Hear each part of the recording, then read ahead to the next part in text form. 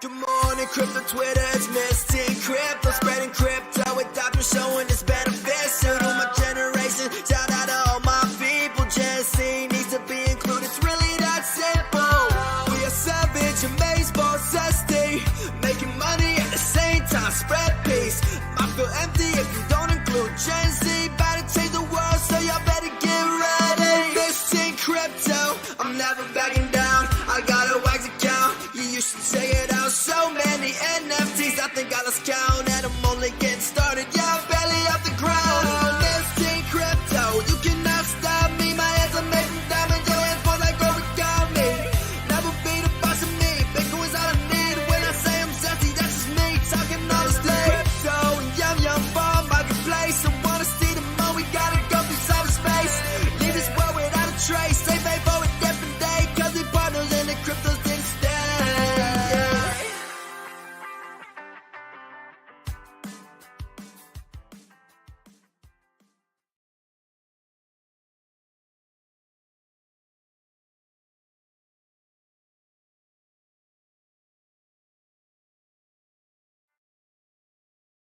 What's up, everyone? Welcome back to the Miss Teen Crypto Show. I hope you guys are having a lovely day today.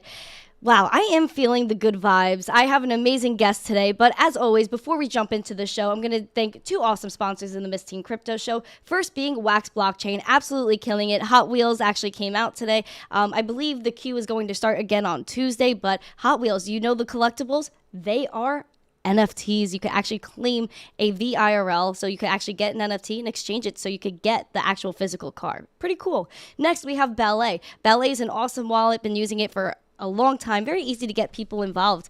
It's just a quick start. If you guys want to win one today, we will be giving one away at the end of the show. Tim's got a custom Ballet wallet right there. Oh my gosh, that is amazing. So yes, guys, if you want to win one of these awesome wallets, stay tuned towards the end of the show. I'll give you guys a keyword to enter into the chat. If you guys want a free NFT, you guys can go and scan what the QR is on the screen right now.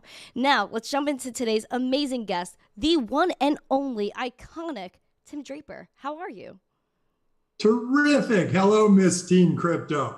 So fun to see you again. This is fantastic. And by the way, those of you who are listeners, if you don't know Miss Teen Crypto very well, she is a go-getter. She worked this conference like nobody else. I've never seen anybody figure out how to sidle up to the mayor, how to work toward whoever would be a good candidate for the show. This girl's going places. So good to take one from her.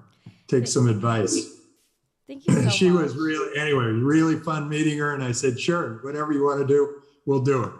Aw, you're the best, Tim. It was really great going to Security Token Summit in May. That was absolutely amazing. Just to meet everyone, met you in real life, the whole Draper Gorin team, and it was just great. Absolutely great. So thank you for having me then, and thank you for coming now and taking some time out of your day, because I know you're, a cool kid and whatever, always on CNBC, just spitting absolute knowledge.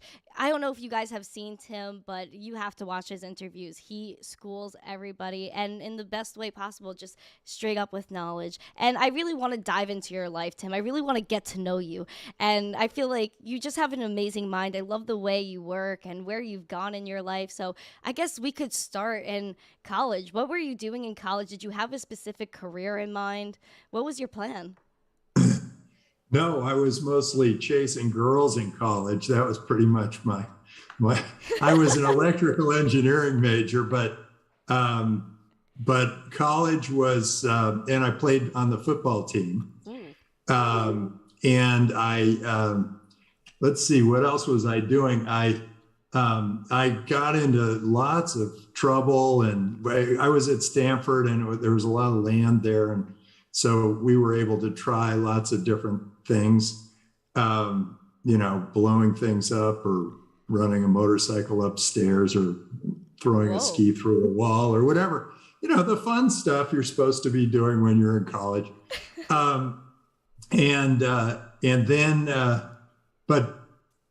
Also during college, I did have a couple of things that I did. I started an oyster delivery business, where I went and bought oysters for $1 a dozen and sold them door to door for $6 a dozen. And the apartment I was renting at the time really started to stink because I'd always over order and couldn't quite sell as many as I thought. And that was a door to door selling. It was really an interesting thing. And then before that, before college, I was about 10 years old, and this is why I became a capitalist. I was selling apples. I was picking apples from our tree, and I was selling them out on the street. And I did it for about 3 weeks. And the last day of selling apples, I was just about sold out. And one of the neighbors, there were some neighbor friends that would hang around me when I sold them. But then the neighbor's friend's mother came up and said, well, so you've sold apples. How much did you make? And I said, $8, and that was over the course of about 4 or 5 weeks. Wow. And she picks up the $8 and she hands me one and then one to each of my friends. And then she walks away with $2 herself. What? And I thought, what? Well, that's what socialism is. And so all of you who think socialism is going to be the great savior, that doesn't work. If you go and you earn something in capitalism, you get to keep, I don't know, in the US, you keep about half of it. And the government gets the other half. But if you're in North Korea, that's what they do. They are the mother of the kid next door who hands out money that you earned. Yeah, what was and that? Keeps 2 for herself. Are you kidding me? Like she stole $2 from an 8-year-old, like from a 10-year-old. Well, she also handed out one to each of these guys who just was sort of standing around. I was picking the apples. I was there for 3 weeks doing all that stuff. Anyway, so that's where I became a capitalist, strong, hard capitalist, very proud of it. Whoa. So I'm sorry that happened to you. That's a horrible thing to happen to a child, but I guess it taught you a lot because now you learn a lot about business. I should thank her. Anyway, so yeah, I did a bunch of things. I did a lot of odd jobs for my family and for neighbor families, painted trailers, weed gardens, that kind of thing. And then in college, I was mostly, I'd study really hard for midterms and I'd study really hard for finals, but the rest of the time I was just socializing. Yeah. And exercising and, seeing what the world was like. And you know what I didn't get enough of was, because I wasn't really that into my professors. And so I really didn't get a chance to meet older people who could have given me good advice. But after I started my career, I got to meet a lot of older people who gave me a lot of good advice. Interestingly, the advice you get from people your own age either has an angle to it or is competitive or jealous sometimes. That's true. Or just uninformed, or it's from people who haven't really done a lot with their life. I mean, let's face it, you start your life when you start your first job, business, whatever. I agree. And before that, you're just spewing out whatever teachers have told you or parents have told you. And so once you have that, when you're listening for advice, I'd listen very carefully to older people, even though we're dull by comparison to the young people. Listen very carefully because they end up, they tended to give me the best advice because they'd been through things before.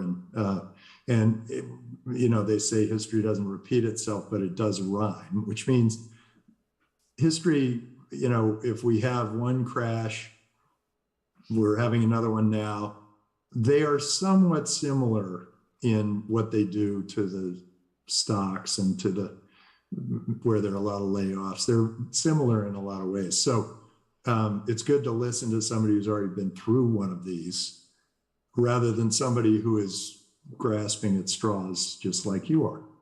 Yeah. What do you think is the best piece of advice you've gotten, while you were younger and just kind of starting your life? Well, the best piece of advice I ever got was from my father, who got the same advice from his father, my grandfather, which was, it doesn't matter who's buying or selling. It's that human connection that matters. It's that, you're going to be making a connection. And so it's helped me sell better because I just try to make a human connection rather than just trying to spew out the features and advantages and benefits of whatever I'm selling.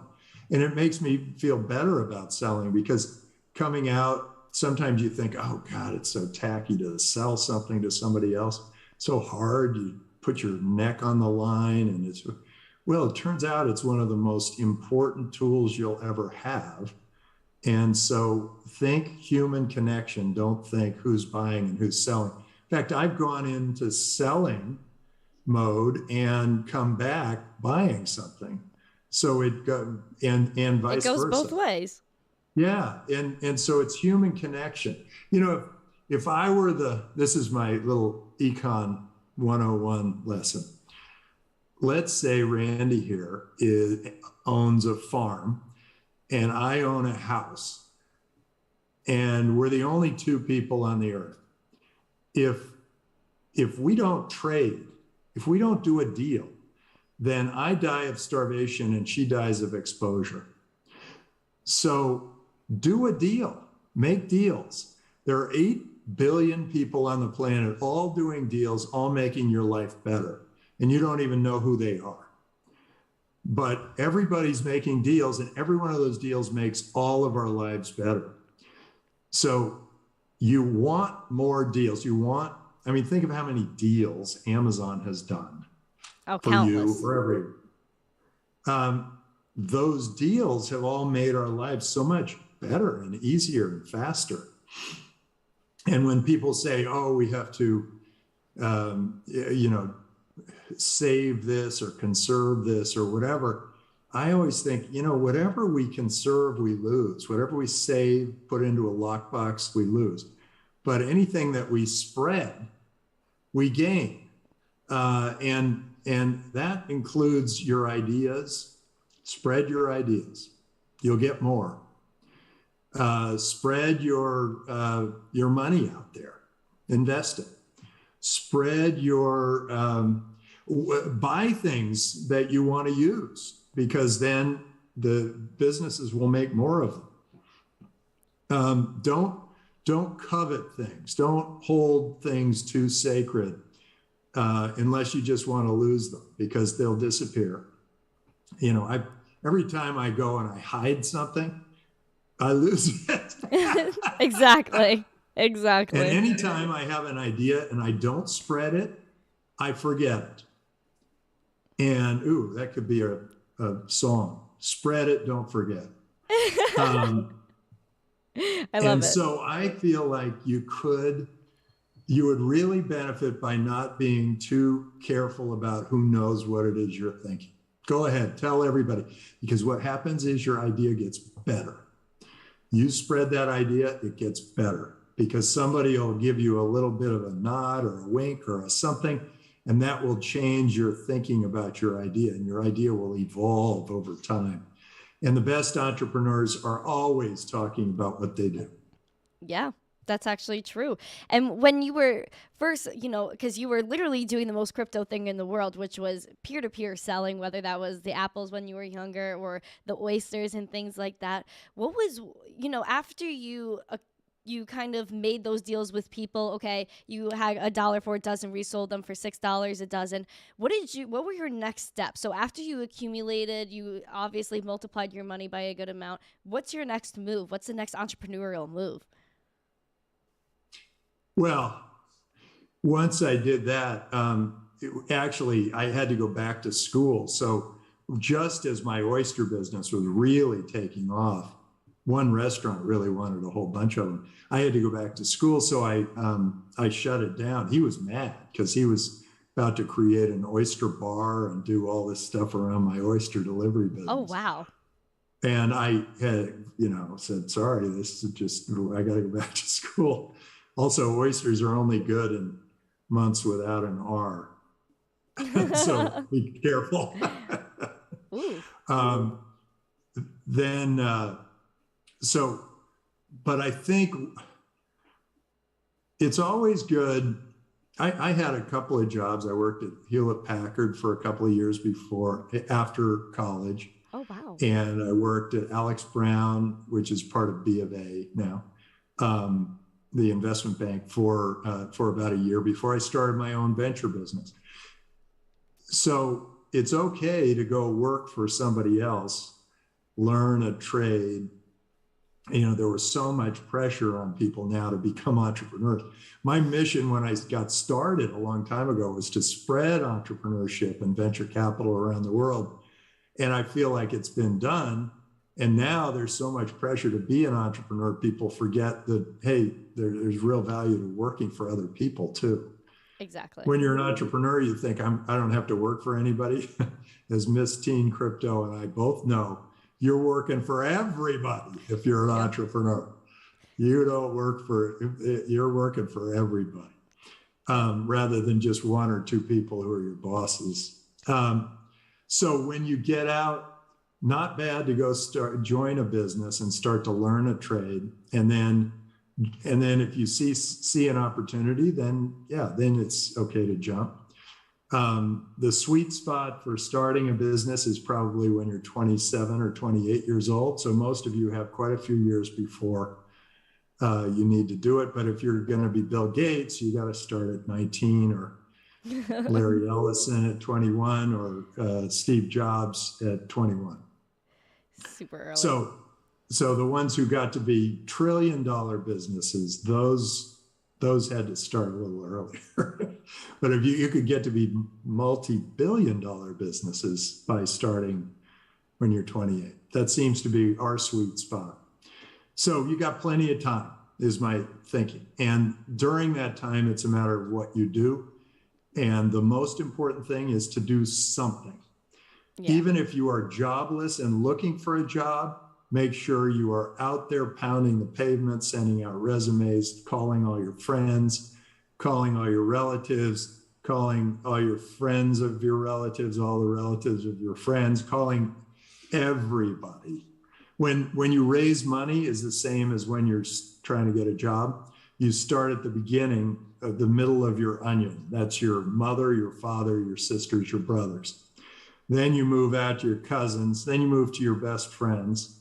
And then you move from them to the friends beyond those, and then friends of friends, and then people they happen to know. And, eventually you get your job or your fund raised.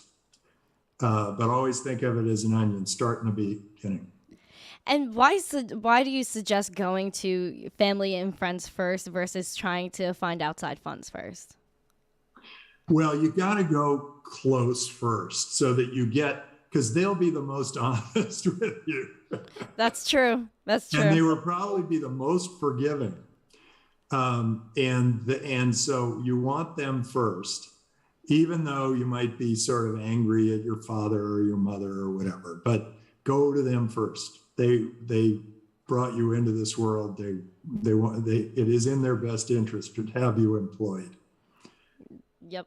And also go to them for mock interviews so that they'll ask you, what are your strengths and weaknesses? What have you done with your time? If you had $1 million, what would you do with it? They'll ask all those standard questions, and you got to come up with some answers. And they'll criticize those answers. And if you can avoid taking it too personally, you'll get a lot out of it. Yeah, sometimes you need the brutal honesty in your life. Is there any investment or anything or any business you wanted to start where you did get that brutal honesty from your family? Well, later on in my career, I didn't seek it out. At the beginning. But at the beginning, I tried, getting it. I didn't always get all the best advice from my family, although they were very wise. I got a lot of good advice from their friends, so older people who they knew.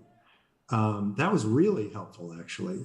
I found that going to their friends was a powerful thing, because their friends they were always kind of on your side. They were always trying to make you more successful because they knew you when you were younger. Yeah. And then they may make introduction that your family wouldn't have known. So Outside networks. yeah. So you want now, but since then, my information comes, this is interesting. Now I get my information from a bunch of younger people. The ones searching and scouring the web. Right, because they're all over the place doing all these new interesting things that my friends probably aren't really up to speed on. I mean, a lot of my friends don't even have Bitcoin wallets, and an NFT to them means, not for Tim, for something else. They are, they get older and different things happen to them, and they've found their careers, they've figured out how to live, and they've lived their lives. Well, so what I do is I try to keep a young perspective, and that includes Draper University, where I have a bunch of students that come through about 4 times a year. Wow. And they stay for 5 weeks, and it's great fun. I do Meet the Drapers, so I do a show that now 12 million people are watching, and That's it's amazing. like Shark Tank, but it's like real Shark Tank, where I'm really interviewing real entrepreneurs to do real things. And then we have my son has this Boost accelerator, and a lot of good things come from that. And then we have these Draper startup houses with people. There are about 22 of them around the world, and people go there to get more entrepreneurial connections or go to business plan competitions or whatever. And so I get my advice there. So it goes both ways. So you can give advice to the old guys, and the old guys can give advice to you. Yeah, that's a lot of different directions, from Draper University, Meet the Drapers, the startup houses, and even Draper Goren home events, where a lot of people actually go to pitch ideas, which is a whole other thing. So I want to actually dive into Draper University for a moment. How did this start? Why did you start Draper University, and how did it become a reality?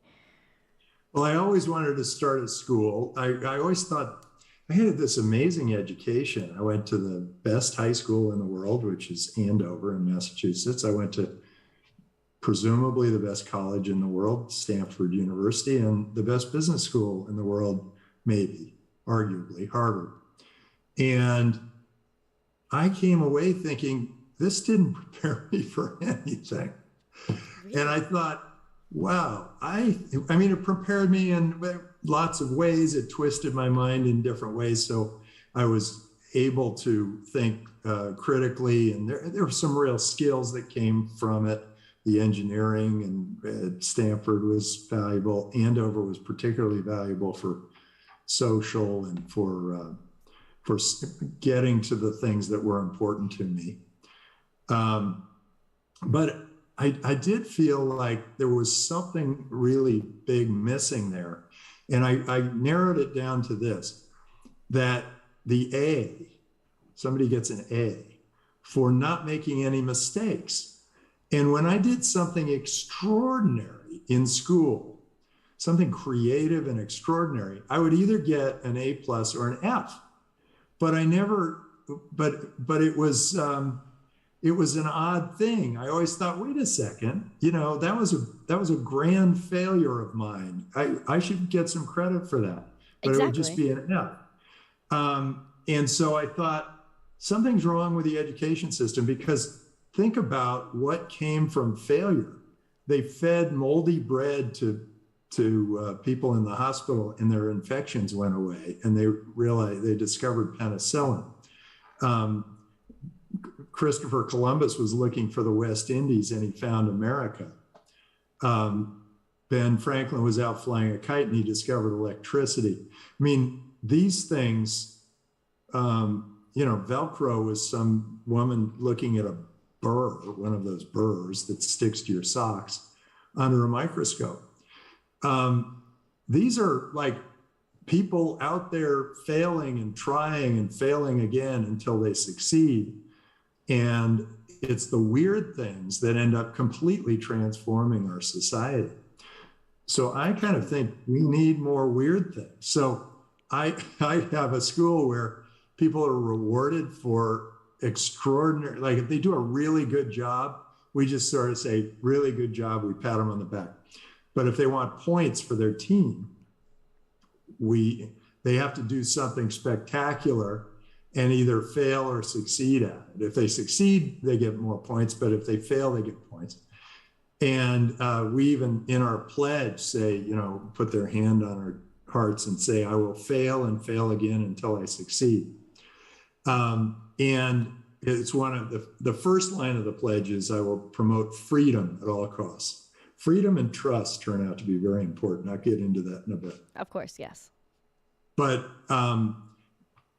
the school centers around trying things and trying things in a group, because when you get out of school, when you're in school, they make it very insular and they make you study all on your own. And if you copy off somebody else's paper, that's plagiarism, and it's a whole mess. Right. And it turns out that what you really want to do is learn from each other. Absolutely. Because you'll learn a lot more from each other than from the professor. And so they're missing a big part of education. And so we have a group, it's a team effort. So teams of 5, because if they're 10, they can hide. And if they're 2, they don't think they can accomplish anything. So teams of 5, it's sort of the magic number. And so we put people in teams of 5, and if there are 80 people, then we got 16 teams. And then those teams are given challenges. And those challenges can be any number of different things. We say sell as many condoms as you can in a certain period of time, or condoms, because they're the hardest thing to sell. And we make them sell them peer to peer, one to one. Oh my gosh. Sell people in person. We have another challenge, which is you got 24 hours to go to San Francisco, get a job offer on paper from somebody who you've never met. No way. So we do things very differently at our school. And then we have survival training with Navy SEALs and Special Forces and Army Rangers, where they learn real leadership and how to follow both. And it ends up being a kind of a magical time for them. Anyway, I highly recommend it. It's 5 weeks of your life, and it will, and you'll get a chance to meet people from all over the world. We've had people from 101 different countries come. They've started about 800 companies, and 8 are unicorns now. So, hey, it's working. That's amazing. It's kind of a magic thing. So look at draperuniversity.com. You'll find it. Draper University. But I touched on something, trust and freedom. And I told this to this guy, this guru, famous guru, Sri Ravi Shankar, who is from India, and he has 500 million followers. Maybe one of the biggest religions in the world. But it's not a religion, it's a culture following. And I said, I think it all boils down to trust and freedom. And he says, trust, freedom, 2 sides of the same coin. You can't have freedom without trust. You can't have trust without freedom. And I thought that was kind of a fun thought, and it really is true. And my best example of this is Korea. My dad fought in Korea, and there was this dividing line between North and South Korea about half the population in each place. And it was called the demilitarized zone. And nobody really crossed the demilitarized zone. It was electric wires and army men and protecting both sides of it. And in the North, they practiced Marxism, socialism, communism, Leninism, and government told everybody what to do. And everybody had to do what the government said, or else they got into trouble. In the South, they were democracy, they were free markets, they were open borders, they were free speech. They allowed people to sort of survive on their own, figure it out on their own. And now 70 years has gone by, and the average South Korean, who is in the capitalist state of South Korea, out earns the average North Korean 460 to 1. Wow. And the average South Korean is now 4 inches taller than the average North Korean. And I thought, how could that be? And I met this woman who escaped North Korea. And she looks up at me at first. She's about 4'2". Oh. She looks up at me, and I'm 6'4". Yeah. So she looks up at me and she said, I'd be looking you eye to eye if I lived in a free country when I grew up. And I said, well, what do you mean? She said, well, our lunch was made of the government counting out 24 grains of kernels of corn. And that was my lunch, 24 kernels of corn. And I thought, whoa, anybody who wants to be a socialist or a communist or whatever, go to North Korea. Let the government control your life. Let them tell you what to do, and you will see that you will starve. Whereas in South Korea, it's very dynamic.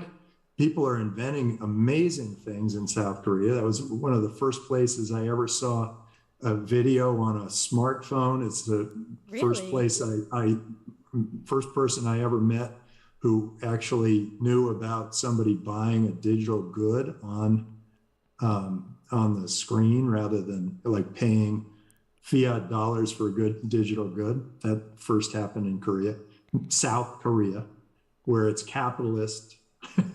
Wow. So whenever you hear, and your professors, of course they're all communists because they like talking about how we're all the same and everything's fine, and because they don't know where their money comes from. They just think, oh yeah, I get my salary, I go and I talk to my students. They aren't out there making a payroll, building a business, seeing how our lives are changing because of it. But meanwhile, they're a little hypocritical because they're carrying around a smartphone, they're driving in a car, they have shoes on their feet, and they've got clothes on, and they eat a steak once in a while. I mean, that's a capitalist life. It is. It's a and fortunate it's only one. there for them because the government doesn't control everything we do. I'm very concerned about our government, the U.S., right now, because they're piling on all these regulations and they're making businesses harder to start, harder to operate. And crypto, my God, they're all over crypto with laws that they passed 80 years ago. Jeez. They got laws 80 years old, more than 80 years old, the 40 Act and the 33 Act, that were passed in a very different time. And then we've got all these real innovations that are happening. We can't use them in the U.S. So I was really jealous of these guys in El Salvador. Pretty funny for an American to be jealous of somebody in one of the poorest countries in the world. But I was jealous because they are making Bitcoin a national currency. Absolutely. And they are way ahead in how they're thinking about smart contracts and NFTs. And they've got all these cool things happening. Their DeFi is everywhere. They've got all sorts of cool things happening. That's amazing. And they're able to innovate from a platform that's way higher than where we are because we're stuck in these regulations. They got to get rid of them. They got to let people innovate and try things and do things. One other thing, I'm sorry, I'm going on a rant. Please keep going. But the DAO, these DAOs, the decentralized autonomous organizations, they're really cool. Absolutely. And they solve all these ills that society has. And here's why. Okay, Bezos takes off, builds this incredible business. We all benefit from it. We're all Amazon users. We're all thinking this is great. And then all of a sudden, somebody in the press says Bezos is too rich. And whereas I look at him and I say, I will kiss his feet. My God, he's amazing. And what he's done, extraordinary for the world. But somebody says, and so suddenly Schadenfreude kicks in like, oh, all this jealousy and envy and whatever. And then they try to take him down. Yeah, right. Which is ridiculous. Well, what if it were a DAO? Instead of a company with stock, what if it were a DAO? Okay, a company with stock, it benefits the shareholders and the employees who get stock and the founder and the investors. But it doesn't benefit the community, doesn't benefit the suppliers, doesn't benefit the customers. Well, if you had a DAO can be set up to benefit the customers, the early adopters, the suppliers. All those people can be a part of something that could be so great, another Amazon. And so we're regulating DAOs out of our country, and it's like the thing that will cure our social ills. The community would benefit, everybody would benefit because they'd be all a part of this DAO. And instead, we got all these regulations on people, like if you're not a millionaire, you can't invest in a private company. What's that about? Yeah, that doesn't make sense. Then they put together crowdfunding and then they're trying to squash it. So it's like, come on, let's let everybody participate and look, buyer beware. Yeah. Go out there and take your chances. And if things go badly, stop whining. Just stop whining. Get out of that. That culture of whining, that's the fall of Rome.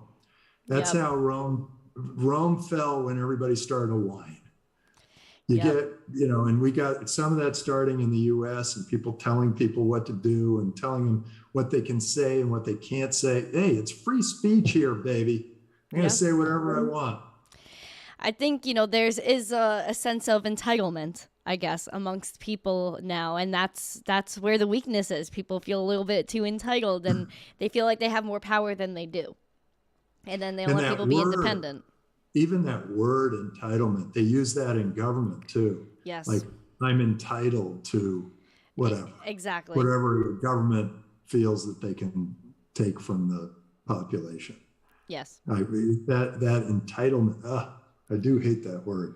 Yeah, but, me too. Yeah, don't like Schadenfreude either, but it's there. Exactly. And, speaking of like countries like El Salvador embracing Bitcoin, how did you find Bitcoin? Because you got your Bitcoin tie here. How did you find Bitcoin? Where did you first hear about Bitcoin? How did this crypto journey kind of start for you? And how did it open your eyes? Well, we're always paddling well before the wave at Draper Associates and Draper Gore & Home and whoever else we've started. We're always on that cutting edge. So I heard about Bitcoin in 2010.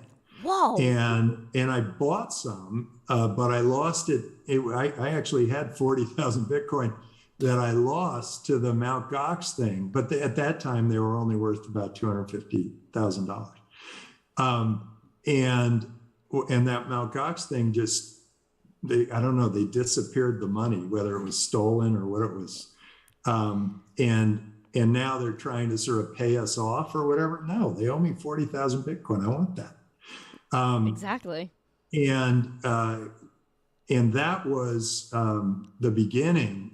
And I was so excited about it because having seen that Korean who said that his son bought a sword for real money, fiat money. What's real money now? Right. He used fiat money to buy a virtual sword, that got me thinking that eventually we're going to have virtual money. So I was all over this field for a long time. Yeah. That was in 2004. And I was looking, and I kept thinking that it would be one game would talk to another game, and the gold that you got from one game would be translated into the diamonds you got at another game. Wow. And eventually you'd have a real currency in the virtual world that people could use for virtual things. But then Bitcoin showed up, and it was solid and decentralized and transparent and global and open and secure and all those things. All of a sudden I went, oh, well, that's what's going to happen. So I knew it was going to be great. And then when Mt. Gox sort of disappeared all that money, I thought, oh, too bad, because that was going to be a great thing, having a virtual currency out there. But it didn't disappear. It kept coming back. And I thought, oh, so people are using this for something that really matters. And they don't care that the biggest trading system, wallet system in the world just got shut down. Exactly. So they are still doing it, and Bitcoin just kept creeping up. And then the thing that I'm known for is that I won the auction. When you win the auction, you kind of lose, which means you paid more than anybody else would have. But I won the auction that the U.S. Marshal's Office had for when they auctioned off all the Silk Road Bitcoin. And so I bought all that from the U.S. Marshal's Office, and no way. And that's when Bitcoin was at $632. Well, it was actually at 618, and I bid above market to get it. So wow, it's gone up a lot since then. So you bought Bitcoin from the government? Yeah. How does that even work? And how did they not? Well, the U.S. Marshal's Office confiscated it from the Silk Road guys. Okay. By the way, they should let those guys out of jail. Yeah, but, Ross. I mean, enough's enough. Yeah. But in fact, we should let a lot of people out of jail. I've visited a jail full of murderers, and there was only one guy that scared me out of like the 95 that I met.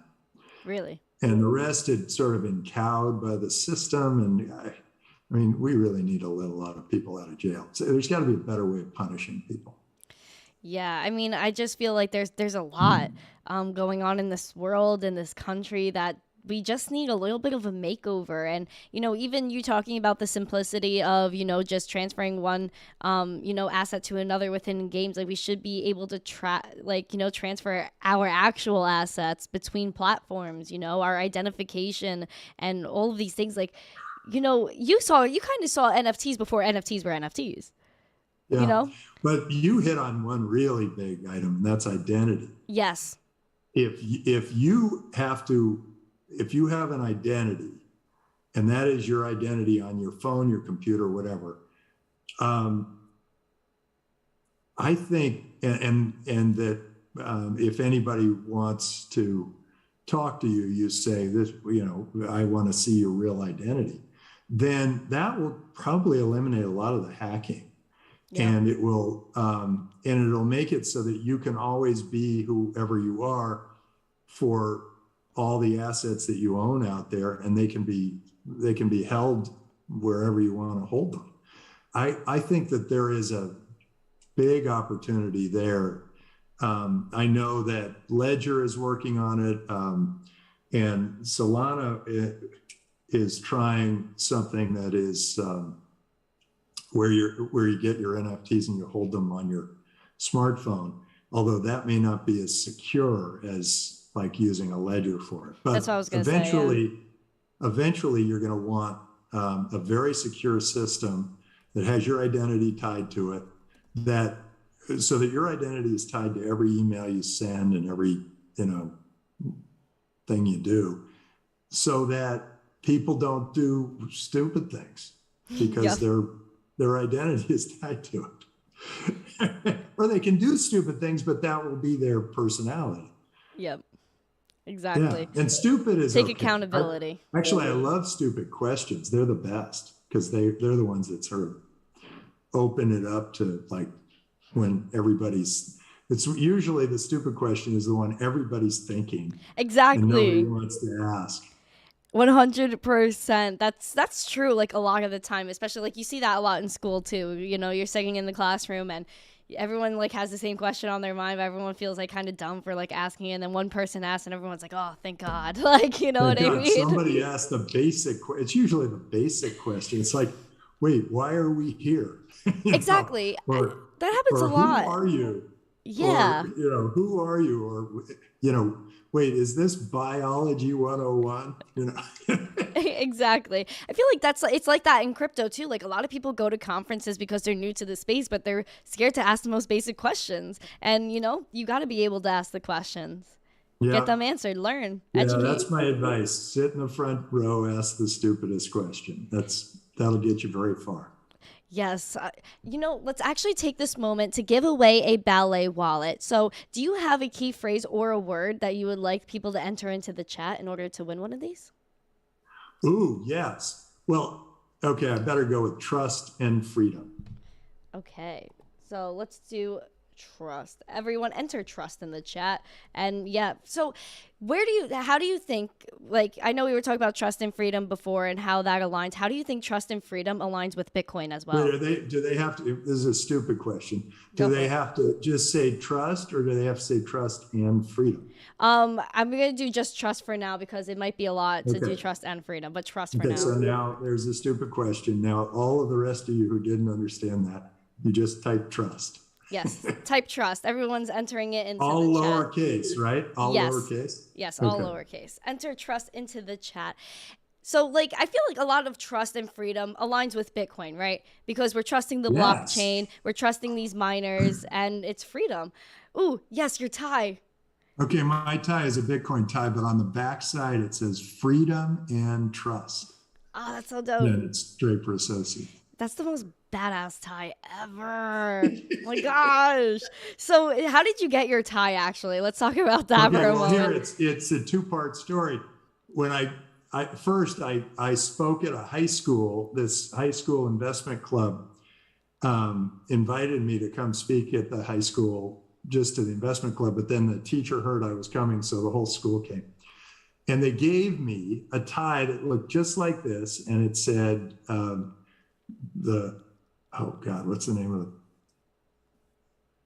Something investment club, something high school investment club. And I've forgotten the name of the high school out here in California. And then that tie I wore all the time, and it got really ratty. And Oh, so I asked the guy, well, wait, where's the design for this? And how do I make more of them? And so I then went and made more, but then I changed this from the high school to Draper Associates, that's Freedom awesome. and Trust. Yeah. In fact, I think there's even more somewhere. Like I say something in the knot. But anyway, that's what it's all about. That's amazing. And like, why did you continue in the crypto space besides just, maybe investing in Bitcoin? Why did you continue to look into, projects and keep with blockchain? Well, because Bitcoin really does represent freedom and trust. You are free to use Bitcoin anywhere in the world. And it's trusted anywhere in the world. And it's trusted because it has a blockchain that, knock on wood, has never been hacked. And it keeps perfect records. It's transparent, it's global, it's all those things. And I think that that's more important to the world than almost anything. Yeah. And because I think right now governments are sort of, first of all, they showed the world that they weren't that needed when the internet showed that geographic borders didn't mean anything. And Exactly. now when they realize that there's a currency that takes away their power, they're really upset. And they're sort of, well, the big ones are. The small ones are going, yes, I'm not at the mercy of the dollar anymore. But the big ones are saying, wait, no, I need my control over my people, and I do it through the currency, and that's the way I'm going to do it. But look, the world needs to be open and free. We need to be able to travel the world without going through customs offices and whatever else. It makes no sense. Who are we trying to keep out? Who are we protecting ourselves from? I've traveled all over the world. I think I may have I've done business in 60 countries. I think I've probably visited 80. And people are great everywhere. So let them travel the world.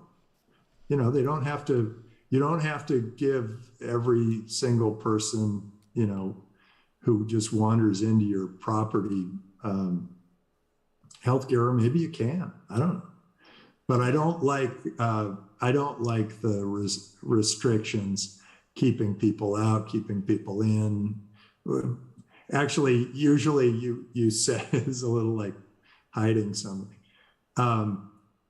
If you lock yourself down and isolate yourself, you slip into becoming a backwater country. And if you and the people you're trying to keep out will pass you, and you will be trying to get out. Yeah. So you put a big wall up there between Mexico and the U.S., and the U.S. isolates itself. People will be fighting to get out of the U.S. into Mexico. And already, you know, the U.S. is chasing out all the business people, and that's not healthy. You know, I remember some politician in California said, when Elon decided he was going to go to Texas, they said, good riddance. And I was thinking, do you realize you said good riddance to 100,000 jobs and about $1 trillion of value, and think of that. California lost 100,000 jobs and $1 trillion worth of value, and some woman says, good riddance, some representative of the people. That's horrible. It's horrible. We got to honor these guys. Exactly. They're entrepreneurs. Because you want to, look, when you're your age, you want to aspire to be them. Exactly. You don't want to take them down. You want to make them great. Yeah, like a lot of kids my age look up to Elon Musk because of what he's doing. He's literally just breaking the barriers into new technologies that we just haven't seen before. And, you know, there's been a lot of, I guess, negativity towards Sir Elon, especially, you know, his stock, I think, was the most shorted stock in history. He had a lot of issues. If I'm correct, you were an early investor in Tesla? Yeah, and SpaceX. So Tesla and SpaceX, that's amazing. So how did you find, what did you first think of Elon, and when did you start investing in Tesla and SpaceX, and why did you see potential there, even though there was a lot of pushback? Well, interestingly, we invested in Tesla before Elon. This guy, Ian Wright, took me, he said, hey, I'm going to give you a ride in my electric vehicle. Whoa. And I said, oh, okay. And he said, yeah, it's really, and he puts me in this thing. It's sort of strung together with string and PVC piping. And he says, fasten your seatbelt. And I realized it was a 5-point seatbelt. And I thought, what? I mean, this is going to be like a golf cart ride. What are you doing? Okay, I'll snap myself in. And then he hit the gas. And we took off like a rocket. And then he comes to a stop sign. He goes, watch this. Comes right up 10 feet from the stop sign going 60 miles an hour. And then he stops right on a dime. Wow. And I went, oh my gosh. So people don't have to be tree huggers or golfers to appreciate an electric car.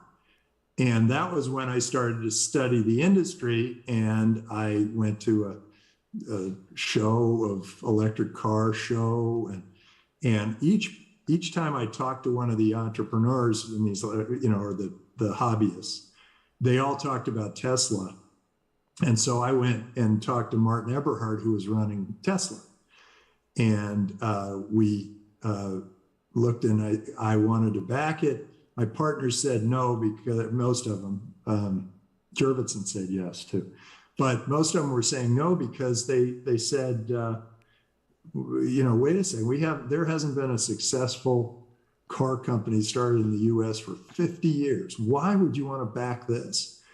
And I said, I got in that car and I liked it. Exactly. And it wasn't even the Tesla. Tesla had a whole new design for an electric car that was going to make it even faster and safer because these lithium ion batteries will blow up.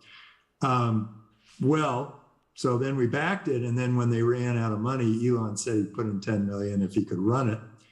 And we said, oh my God, we get Elon Musk to run this company. It'd be awesome. And so we were thrilled with that. And then my partner, Steve Jurvetson, was out looking at, he was a rocket nut. And he was out, he'd go to Nevada to watch these rockets get shot up into space and whatever else. And I said, look, you're spending all this time on rockets. Why don't you find us the rocket company that's going to win? And he goes, well, weirdly, the rocket company that's going to win is Elon's other company. Oh my gosh. And so then we met with him and we said, okay, do it. Let's do it. Wow. And so that was Tesla and SpaceX. So they come in weird ways, and usually our biggest winners are the weirdest ones, like Yep. Hotmail, they decided they were going to give away free email to everybody. And I said, well, then how are you going to make money? Well, we don't know. And then the guys who started Skype, they were outlaws. They weren't allowed in the US because they had created Kazaa, the file sharing company. Oh. And they used this same technology on telecommunications, and it turned out to eliminate the need for a long distance carrier. Wow. So you invested in Skype super early. Skype, and Baidu, which was the search engine for China. I was the first Silicon Valley venture capitalist to go invest in China. Wow. Number one. That's baller. Yeah. Ooh. And we see, I see the same thing. You take a chance, you go there early, you start paddling, the wave eventually comes. Absolutely. And, when you invest in these companies like Tesla, SpaceX, Skype, you didn't, you just took a leap here. You just, you saw you liked the product and you went for it. And, we didn't even know there was no product in Tesla's case. There was a rocket that blew up. That was Elon's. That was when we backed SpaceX. And China, the idea of investing in China was like going to Mars and backing Martians. Oh my gosh. I mean, that's the way it looked to most Americans. Yeah. It's like what? You're gonna invest in that communist China company with Mao, and all they do is eat rice and whatever. I said, yeah, this is gonna be a big deal. Absolutely. And you were involved with Coinbase as well pretty early, right? Yeah, except that we did something called Coin Lab first. My son, Adam, seeded Coinbase. And he was sitting in a meeting with me when I was interviewing Brian Armstrong, and Adam went ahead and just invested, and we didn't. Wow. For one reason or another, we thought that somehow Coin Lab would take that market. Turned out it didn't. Mm-hmm. Coinbase took the market. And then later on, we invested in Coinbase knowing that it was going to be the winner. Wow. That's pretty interesting. And now, you've invested in all of these companies, and you have your show, Meet the Drapers, as well, which I think is really cool. Well, now people could come to you and kind of just pitch what they have going on in their lives, and see if you want to invest in their weird products. That's right. You can get on the show. It's getting harder because the people who get on the show get a lot of exposure. 12 million people watch them. And Draper University is also a nice way for people to get in front of us, and we can look and see if there's an interesting business there. So yeah, we have a couple of ways for people, and Draper startup houses around the world are also available for people to get into business plan competitions and rise up and get funding. So yeah, lots of interesting opportunities for anybody with an idea. And the best businesses do start at the end of a bear market. So True. So we're getting there. We're almost to the end of the bear market. Absolutely. And I know you made the famous call, everybody's tweeting about it, that you call 250K Bitcoin, which is a pretty baller thing to say at the moment. What made you say 250K Bitcoin, and when do you think we're going to get there? Remind everyone about this amazing headline that's been soaring across Twitter. Okay, so the reason that anybody cares what I said was that in 2014, Bitcoin was at $180, and I said Bitcoin will be 10,000 in 3 years. And in 2017, it hit 10,000, which was exactly 3 years later. That's and hilarious. I did it on air on Fox Business. Yo, on air. that's amazing. And then so I hit it right on the noggin. Then Bitcoin fell to about 4,000.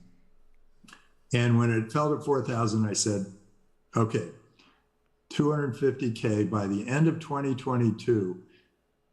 But then I've hedged it by saying, or early 2023. I didn't realize how much regulation we were going to have to put up with. But beginning of 2023, end of 2022, which is this year now, I'm still saying 250,000 by that time period.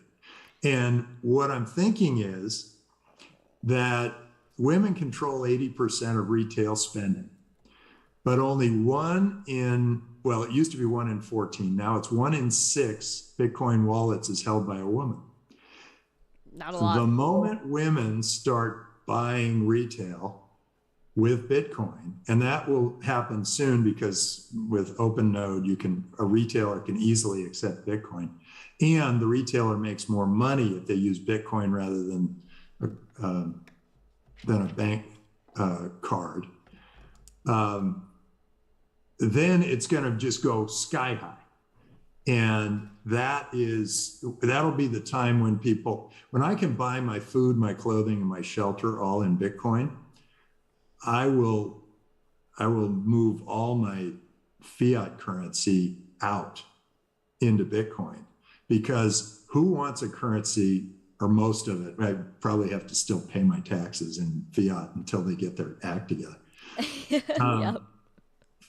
But who's going to want a currency that's tied to a government that inflates, spends whenever they feel like it, whatever? Why wouldn't you want a currency that is where there are only 21 million of them out there? Yep. And it's not controlled by anyone. It's completely decentralized. Why wouldn't you use that one? It's much more trusted. It's much more free. So I think Bitcoin is yet to see its most exciting time. And I think 250 might be conservative. Although people look at me now and go, what? It's at 20,000 now. How's it ever going to hit 250? Well, just watch. Yeah. Just keep calm and hodl on, as I like to say. Tim, that was awesome. Like, I totally agree. I think that Bitcoin, we're still so early. We have a lot of adoption. That's why I've been preaching a lot of adoption that has to happen. We still, a lot of the world, maybe 5% of the world is in crypto, less. So we still have a lot of room to run, and all these countries adopting Bitcoin. And I can't wait to actually start using crypto more often to pay for things. Right now I'm just hodling and just like trying to accumulate as much as I can. I can't wait till it's just mainstream cash. Like, I'm done carrying a wallet around. I'm done with debit cards. I'm done with all of it. I don't want it anymore, Tim. I'm telling you right now, I'm done. I know. No more fiat. Why do we operate with these fiat currencies? And because there are these people that are trying to control us living in Washington, D.C. or Sacramento, And they don't understand where their money comes from. It comes from us. It comes from businesses, from entrepreneurs. It comes from people who work hard every day to build a business and make a profit and all that. It doesn't come from them. Literally. They are not making that money. They are taking that money. Yep. And once we have I think governments need to compete for us, and they will have to, because people will leave the places that are not Serving them well. And that's 100%. why everybody's leaving California and going to Texas and Florida. Yep. I mean, listen, all I know is that In-N-Out Burger is both in California and in Texas. So, I mean, people still have the In-N-Out Burger. Do you get In-N-Out Burger, Tim? We get an In-N-Out Burger. It's one of my favorites. Absolutely. What's your go-to order? A double with fries.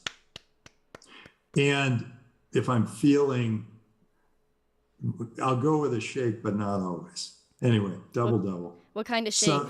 Sometimes they have a triple double or a triple. Whoa. And that I have done. It depends on the In-N-Out. Some In-N-Outs have that, some don't. Ooh, that's triple. Wow. That would be actually really good. I don't know if I'd be able to hold it all. I try not to eat too many carbs, but I'll eat a lot of meat.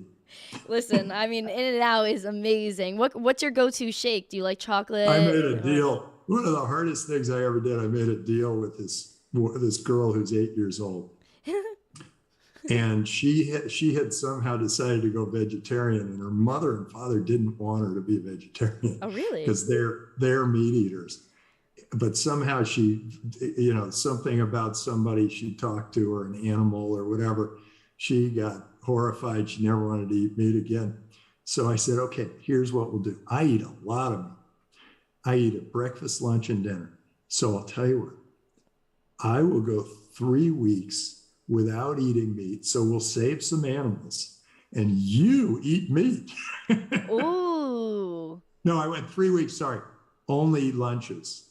Only lunches, no meat. Yeah. And I said, that's going to save so much meat.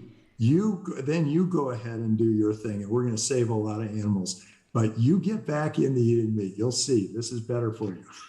And did she do it? I mean, we're omnivores. We reached the top of the food chain for a reason. Yeah. And look, meat works.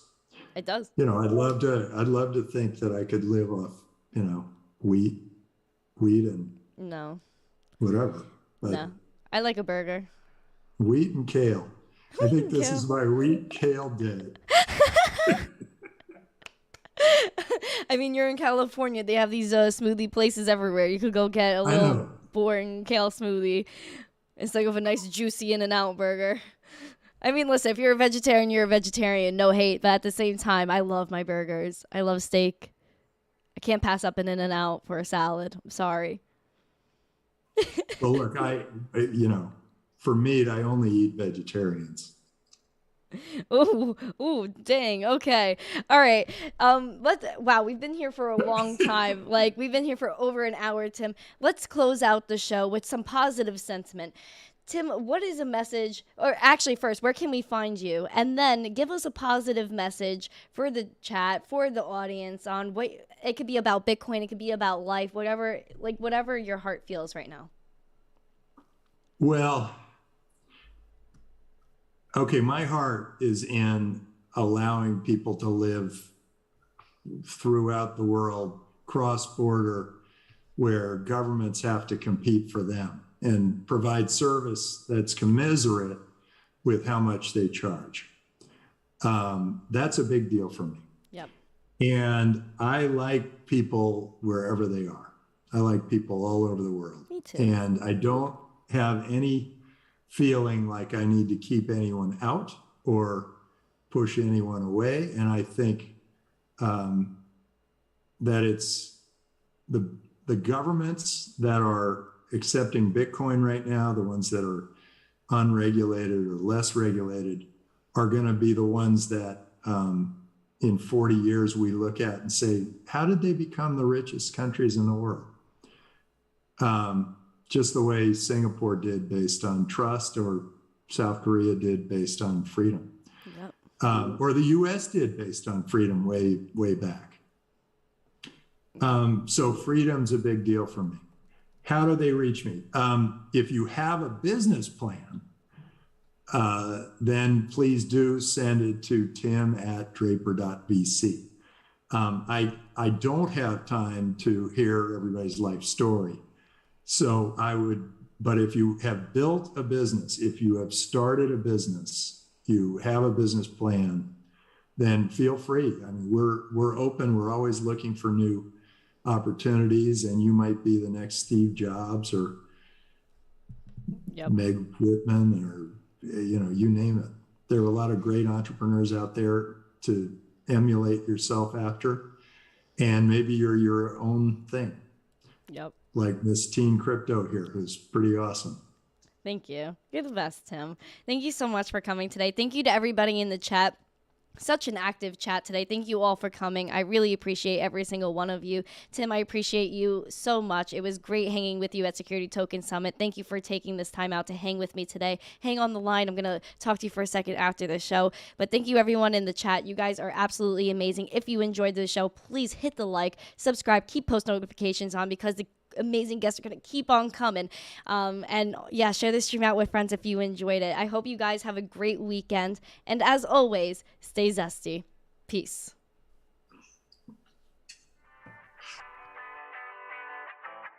Good morning, crypto Twitter, it's Miss Teen Crypto, spreading crypto with Dr. showing this benefit.